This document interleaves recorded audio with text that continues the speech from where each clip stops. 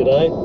Good morning. Thanks for stopping by. Well, in this leg of the journey, we are heading into Cloncurry today. And then we're going to head off down to the Mary Kathleen abandoned uranium mine. Apparently, you can stay there. It's a bit of a ghost town. Then on to Mount Isa for a couple of days and Camooweal. And we'll be very close to the Northern Territory border by that stage. Come and join us as we continue our journey west through Queensland's Outback.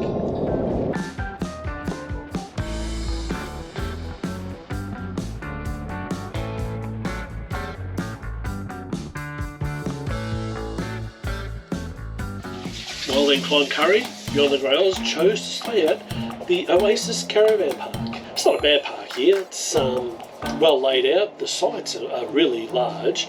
They all appear to be drive-through sites, which is great, so it means you can stay hitched up if you wanted to stay overnight. And the slabs beside it are quite large too.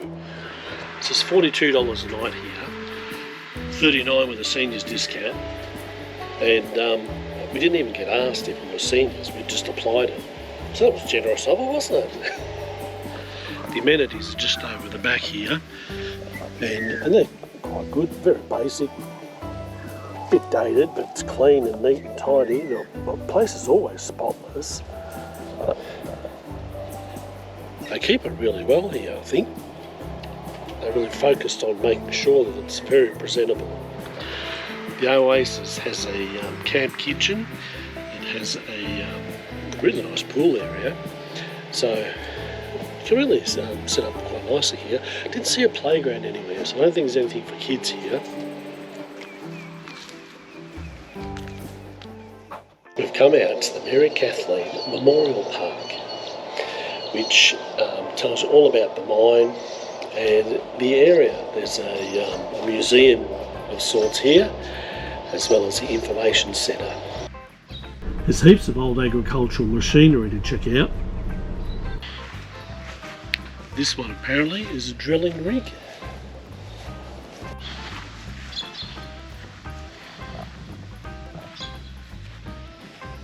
Alright, so we bit the bullet next coming in to have a look at another museum.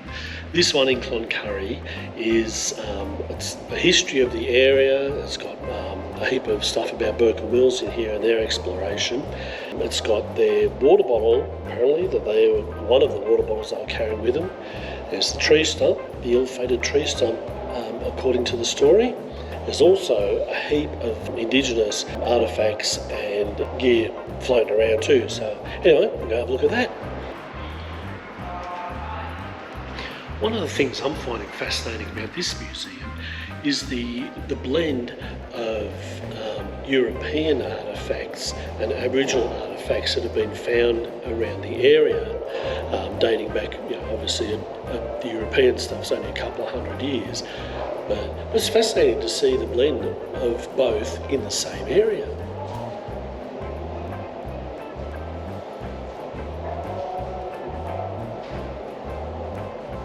So Mary Kathleen is a uranium mine, and here's some Geiger counters that they used to find it in the area. There's also a comprehensive display of rocks and minerals that can be found in this region.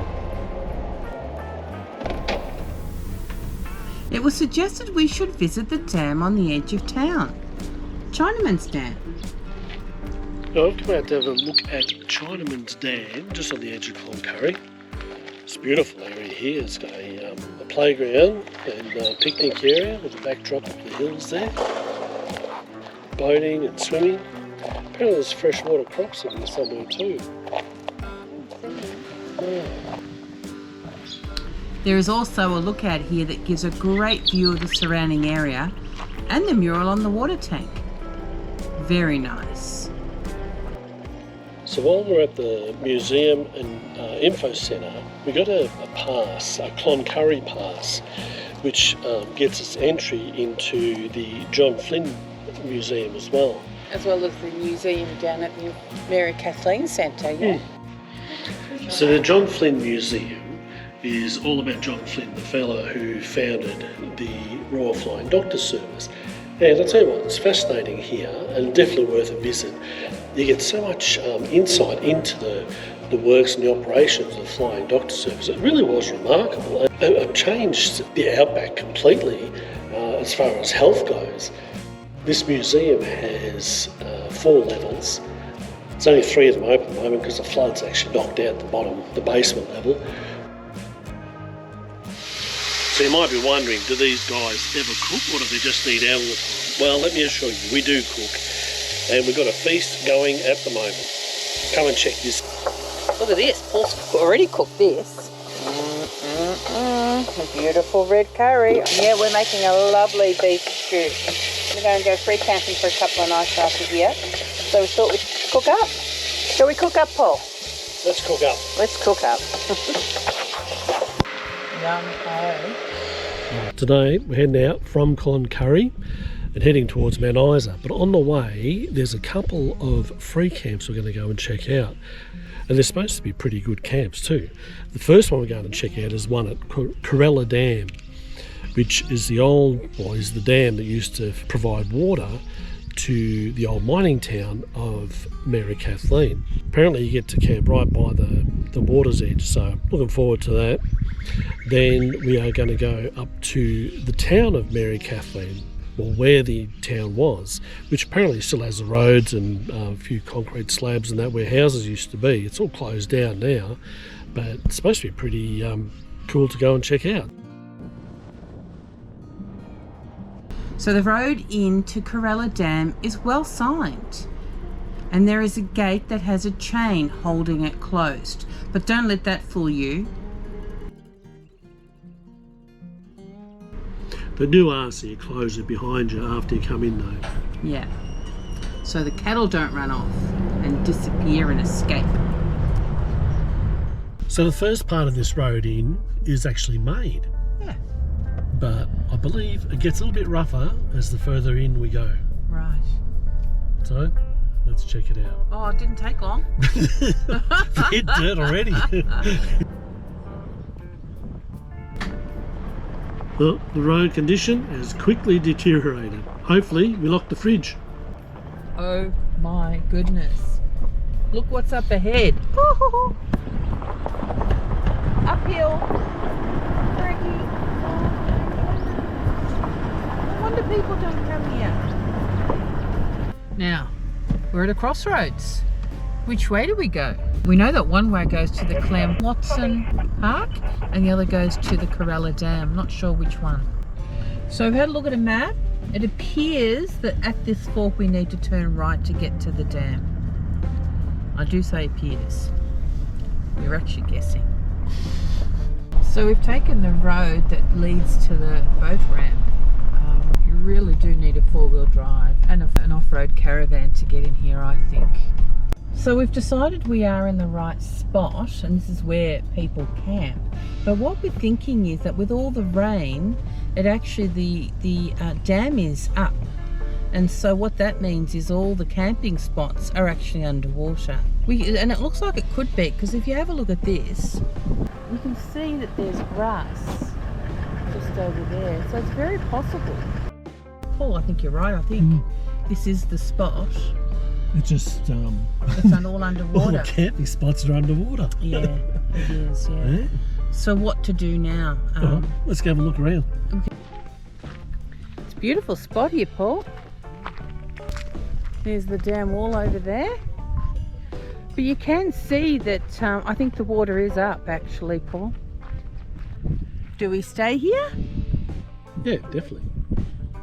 Stay here? Yeah, pick a spot and we'll stay. Okay.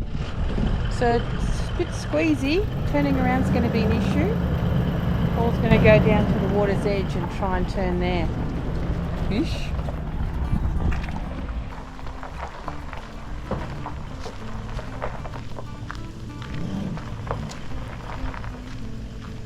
Oof.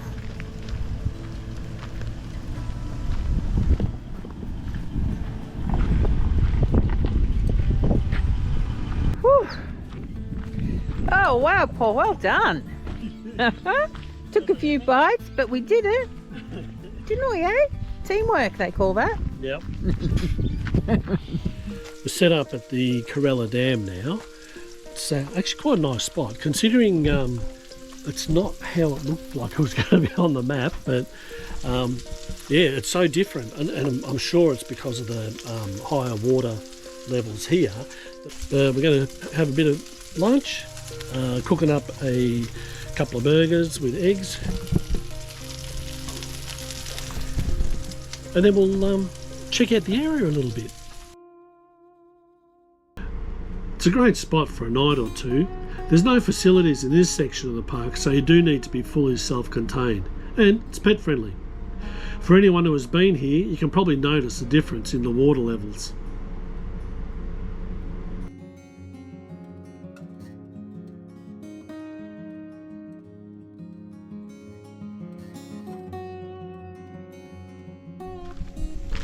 Well, that looks pretty comfy.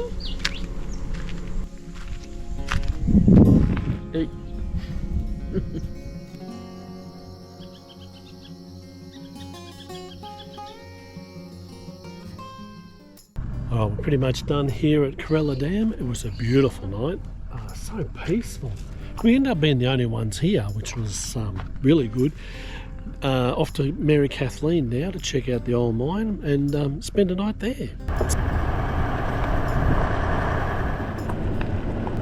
I read that uranium here was discovered by Clem Walton and Norman McConaughey in 1954, and the place was named after McConaughey's wife, Mary Kathleen.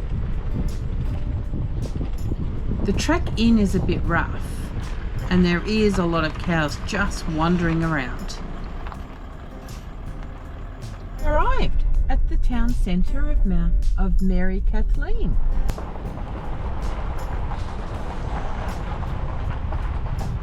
I was reading actually yesterday as I was doing some research about Mary Kathleen town, that the people who lived here really loved it. And this is the town centre. Made roads and all. Wow. What an amazing treat this is. Well, here's a very interested town resident. There was lots of stuff. There was a cinema, there was swimming pools and a recreation room. There was a bowling club and a golf club once upon a time.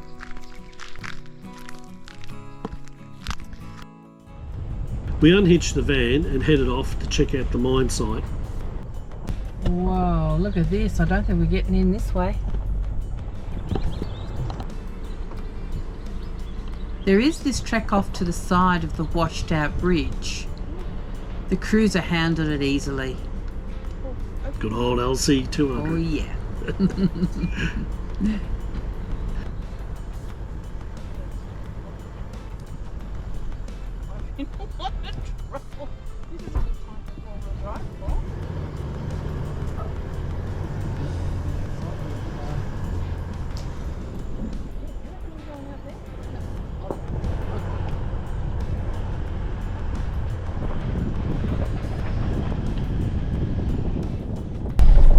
This road is still made going to the mine, but oh my goodness, there's some enormous potholes, just be aware. We were actually beginning to wonder if we'd missed a turn somewhere. The roads became very rough tracks. And then we found what could loosely be called the car park. So there's a little walk in from the car park. Then you spot this. Oh my goodness, look at the colour of that water. Apparently the colour of the water is a result of the minerals in the area, copper and so on. They also say that at its deepest point, the water is still around 50 metres deep. There is some concern about the water, which is uranium levels in it might be seeping into nearby ponds and things. So still quite an amazing sight, isn't it? Just don't go swimming or drinking, or don't let your dog drink the water.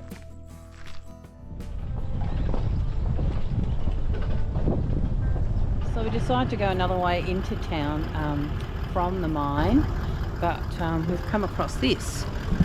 Look at this. So Paul's going to take the car through. Lucky we don't have the van with us. The whole road is just given way. It must be when the water comes in the wet season, I imagine. Dip his in. So yeah, it's times like this where you really, really, really appreciate a four-wheel drive. In the end, we decided not to spend the night here at Mary Kathleen and head on into Mount Isa. But if you do stay, remember you need to be fully self-contained, and there is absolutely nothing here. Pulled into the AAOK caravan park in Mount Isa for a couple of nights. $35 a night, Parramatta. It's a little bit out of town. It's gets good reviews and seems a nice quiet park, so this should be alright. One of the highlights of the park here is the mess hall. They have a lot of fly-in and fly-out workers, but the mess hall offers a $30 a head buffet dinner. So we're going to check that out.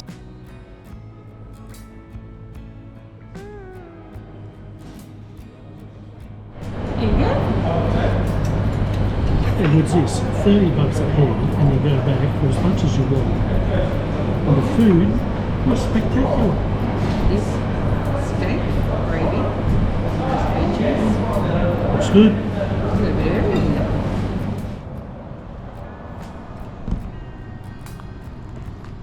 Well, that was pretty good. $30 for a feed like that is just incredible. My favourite was the bread and butter pudding. Oh, haven't had that for years. I haven't had that for a while, have we? So we just spent a couple of nights at Mount Isa. We stayed in a place called the AOK Mundara Caravan Park. So Mount Isa for us was just really a service spot. We had an appointment, we had some stuff to pick up from the post office, we filled up with fuel, we Stocked the shelves. because this will be our last major stop now before Catherine. So it was a good opportunity to do that. We are edging closer and closer to Darwin. In this leg, we're off to Camooweal, a small outback town on the Barkly Highway. It's about 200 kilometres, or just under 200 kilometres west of Mount Isa. We're going to spend, well, at least one night there, aren't we? Yeah.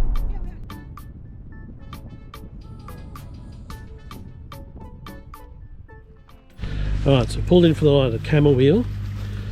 We're staying at the, what's the place here called? It's called the Post Office Hotel Motel. Right, there's a campground in the back of it, and you get power on water hookup, and it's $40 a night, and it includes use of the swimming pool is just here behind us. Very nice looking pool. Certainly warm enough. Yeah, definitely. There's toilet, showers, there's a laundry that you can use. Washing machines are $4. And but you pull up at the park, you go and pick your spot, and then once you got your spot, you go into the bar and tell them where you've parked and pay for it. And they've also got a bistro here, so you can get a meal as well. yeah. As you can see, they're all drive-through sites, so a few of them, so it could hold a few people here. And there's an unpowered section over the back there too.